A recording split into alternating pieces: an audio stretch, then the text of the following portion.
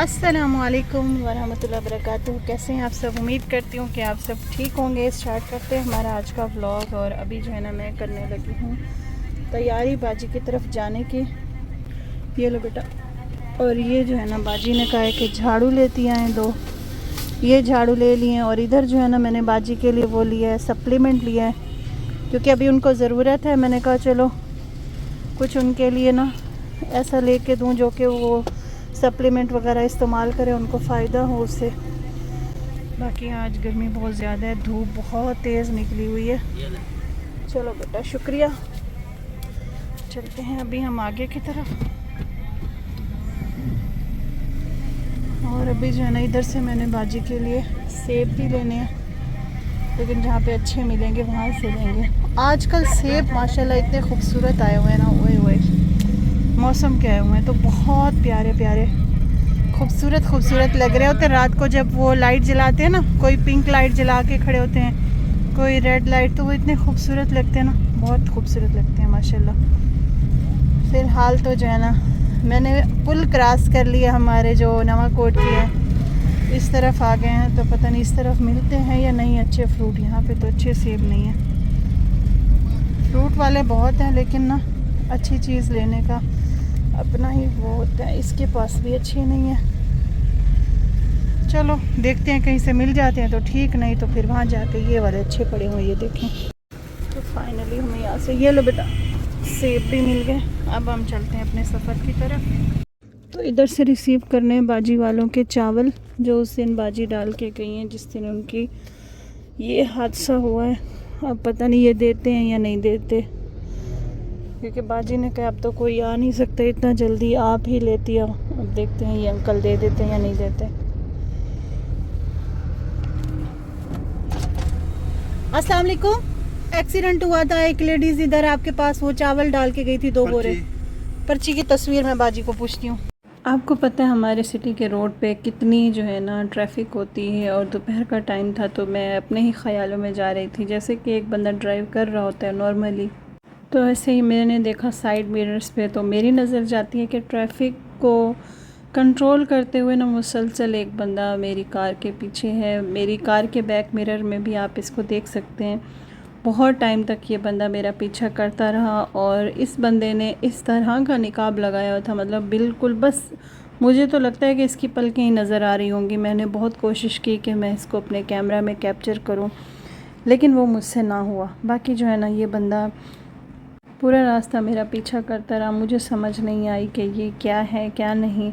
और यहाँ पर आप सबको मैं बताना चाहूँगी कि मैं जो बता रही थी कि मेरी जान को ख़तरा है या कुछ भी है, मैंने आप सबसे ये शेयर नहीं किया था कि मेरी गाड़ी से मेरी जान को ख़तरा है या किस चीज़ से है।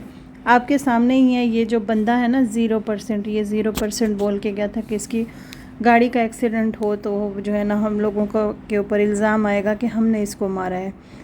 तो मैं यहाँ पर ये पूछना चाहूँगी कि इस बंदे को कैसे पता चला कि मेरी गाड़ी का एक्सीडेंट होगा। खैर कोई नहीं, मैंने अपनी अल्हम्दुलिल्लाह हिम्मत से, ज़हानियत से मैंने उसको देख कर ना ड्राइविंग की। ये तो मैंने बहुत यहाँ पर जो है ना वो स्पीड कम की हुई है ताकि बंदा नज़र आ सके। अभी भी ये स्टिल बहुत पीछे तक ये मुझे फॉलो करते हुए आ रहा था। तो ये दिन है वो जब मैं जा रही थी बाजी के घर। बाजी की तबीयत सही नहीं थी, तो उस दिन बाजी ने मुझे कहा कि आ जाओ। फिर मैं बाजी से मिलने उसके घर गई थी। और ये व्लॉग यकीन माने उस टाइम का ऐसे पड़ा हुआ है, मैंने अपलोड नहीं किया। मैं नहीं चाहती थी कि मेरी ऑडियंस परेशान हो या मेरे घर वाले परेशान हो। और ये जब भी बंदा बाइक मेरे मिरर के नज़दीक आता ना, तो ये बंदा अपने लेफ़्ट हैंड से कुछ ऐसे जैसे जेब में हाथ डाल के कुछ निकालने की कोशिश करता है ना। मैंने इसको बड़ा देखा, ये बंदा अपने पता नहीं कुछ निकाल के कुछ मारना चाहता था, मुझे पता नहीं क्या करना चाहता था, लेकिन अल्लाह ने मुझे महफूज रखा अल्हम्दुलिल्लाह। चलें जी, अभी हम आ गए हैं। और ये मेरे कज़न के बेटे देखें यहाँ पे अपने फादर के साथ जा रहे हैं गाँव में, खेलेंगे कूदेंगे, अपनी सवारी पे इंजॉय करते हुए जा रहे हैं माशाल्लाह। और आज मैं फिर बस इस दरवाजे से गुजर जाऊंगी। बड़ा दरवाज़ा ना खोलो, इतना दरवाजे से चली जाऊंगी मैं। अच्छा कचरे के लिए, सही। चलो ये लो उमर सेब खाओ,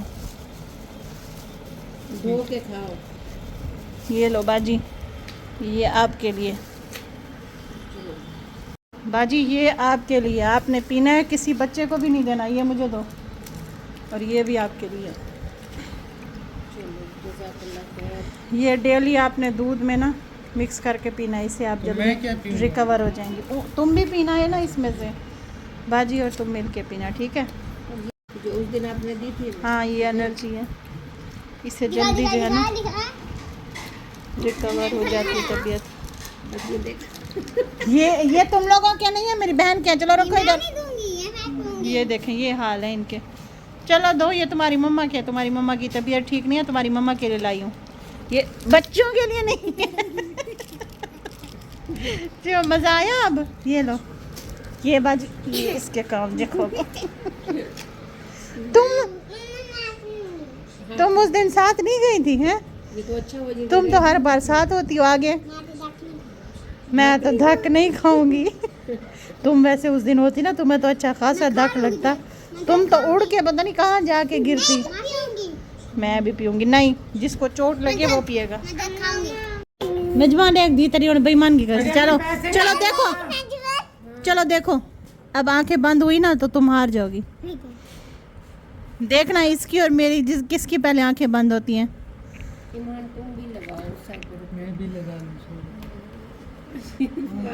इसकी आंखें तो देखो।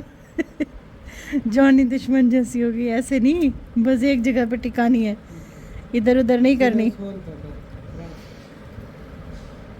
नहीं ईमान तुम कुछ नहीं करो। हटा भी लो। ये टमाटर तो सारा मिर्चा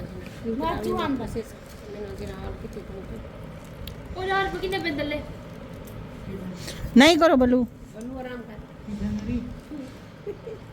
अभी तुम हारोगी मुझे पता है।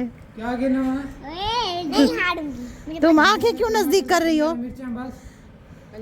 बंद नहीं करनी है, एक जगह पे रखनी है।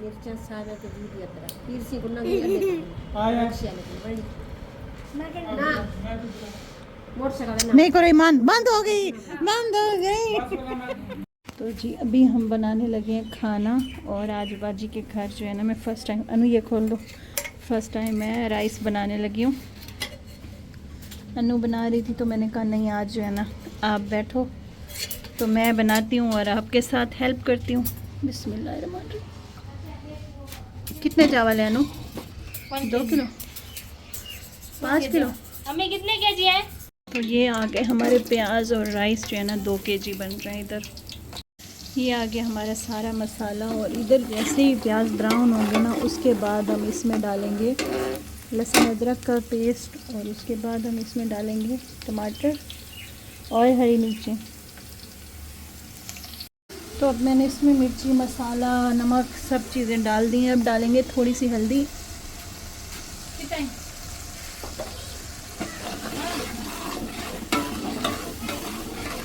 तो ये जो है ना मसाला रेडी हो गया है हमारा।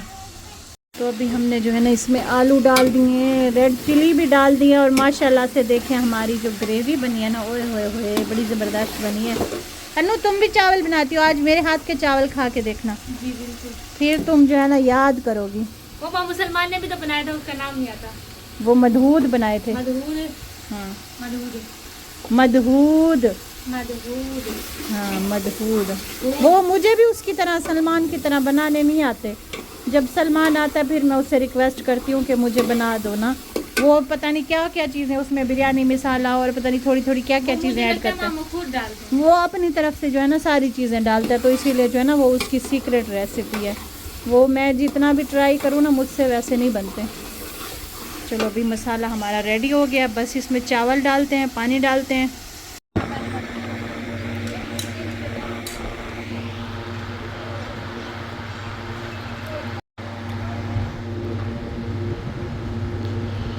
चलो ठीक है बाजी, अल्लाह हाफिज़, अपना ख्याल रखना। अल्लाह हाफिज़, अल्लाह हाफिज़। चलो ये रुखसार जा रही है मुझे छोड़ने। अभी हम मेरी कज़न के घर जाएंगे, उसको चोट लगी है, वो उसकी तबीयत ठीक नहीं है, चोट नहीं लगी। तो खैर मैंने बच्चों के साथ अच्छा दिन गुजारा। अपनी परेशानी बच्चों के सामने मैंने नहीं आने दी, बाजी को भी नहीं बताया, किसी को भी नहीं बताया। आज जाके ये बात खुलेगी, सबको पता चलेगा।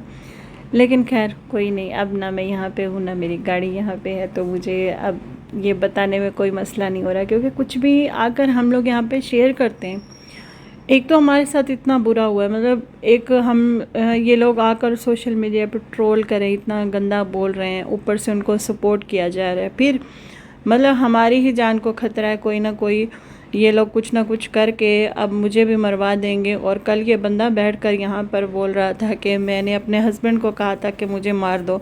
तो तुम जैसे गंदे लोगों के ने जो जीना हराम किया हुआ, तो फिर हम लोग क्या करें। ऊपर से ये कहता है मैं तो बीमारी की दुआ करता हूँ, बीमारी ठीक हो। जैसे घटिया इंसान से ना मुझे कोई वो दुआ चाहिए भी नहीं, ना ये किसी को दुआ देने के लायक है। जो इंसान मदीना में सब्ज़ गुंबद के सामने खड़ा होकर अपनी कस्में भूल जाए कि मैंने कसम खाई है कि मैं रिएक्शन नहीं दूंगा। रिएक्शन तो दूर, अब तो ये रिएक्शन से भी कई हद तक आगे बढ़ चुका है। अपनी बेटियां घर में बिठा के उनके सामने बैठकर ये दूसरे की बेटियों को गंदा करता है। अभी तक आकर ये मेरे ऊपर इतनी वल्गर लैंग्वेज बोलता है, और यहाँ पर आकर सब लोग इसको सपोर्ट करते हैं, इस बंदे को, कि वाह वेरी गुड, तुमने बहुत अच्छा किया है।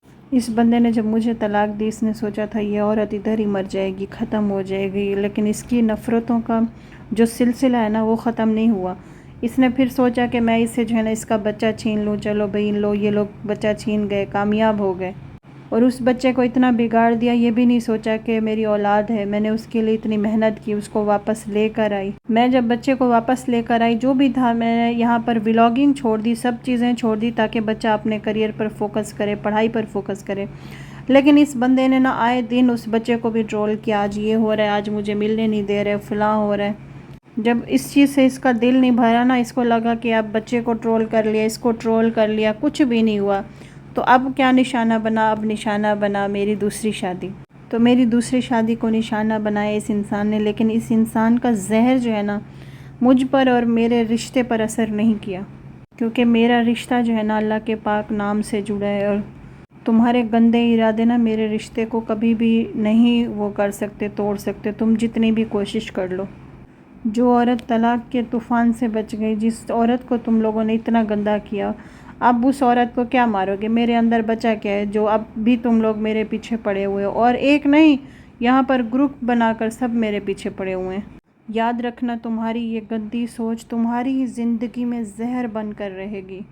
और मैं अपनी खुशी के साथ और हमेशा हमेशा आगे बढ़ती जाऊंगी इंशाल्लाह, और तुम ऐसे जलते रहोगे। एक औरत से तुम्हें इतनी जलन है, तुम्हें इतनी तकलीफ़ है, तो और तुम अपने आप को एक मर्द कहते हो, पता नहीं ये कैसा मर्द है। अल्हम्दुलिल्लाह मैं बहुत खुश हूँ, बहुत मुतमईन हूँ कि मैंने एक बहुत ख़ूबसूरत और बहुत ही अच्छे रिश्ते का इंतख़ाब किया था, जिसकी वजह से आज भी मेरी ज़िंदगी में सुकून है और मैं खुश हूँ। लेकिन ये बंदा जो है ना, इस बंदे को जो है ना कभी भी सुकून नसीब नहीं होगा। आप देखो, इस बंदे ने 2-2 शादियाँ कर ली हैं, इसकी जो 2-2 बीवियाँ बैठी हैं।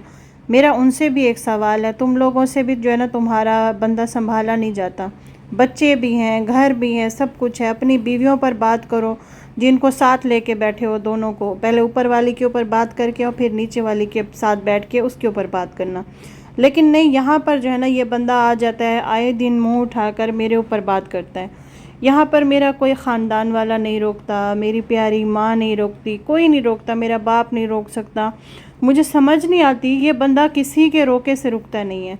और अगर यहाँ पर आकर मैं कोई बात कर दूँ तो फिर जो है ना तूफ़ान मच जाता है, ज़लज़ले आ जाते हैं, इन सब से बर्दाश्त नहीं होता।